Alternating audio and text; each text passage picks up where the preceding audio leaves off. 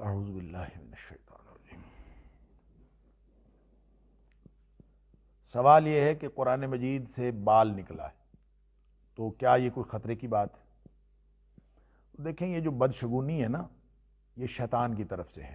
بدشگونی لینا کہ جناب یہ اب کالا کوا جو ہے وہ رستہ کاٹ گیا ہے، یا کالی بلی رستہ کاٹ گئی ہے، کالا کوا جو ہے وہ منڈیر پہ آ کے بیٹھ گیا ہے، تو اس کا کیا مطلب؟ اسی طرح کی ایک چیز جو ہے وہ قرآن میں سے بال نکلنا ہے، اور بال کہیں گر گیا ہوگا کسی کے پڑھتے ہوئے، اور وہ کبھی ایک کے پڑھتے ہوئے گر گیا اور دوسرے کے پڑھتے ہوئے نکل آیا، تو اس میں کیا اس کا تعلق خطرات کے ساتھ یا خوش قسمتی یا بد قسمتی کے ساتھ اس کا کیا تعلق ہو سکتا ہے؟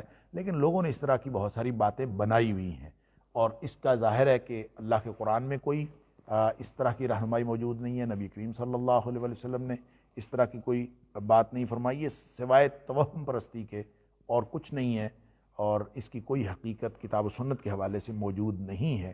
اس لیے میں نہیں کہہ سکتا کہ اس کا کیا مطلب ہے۔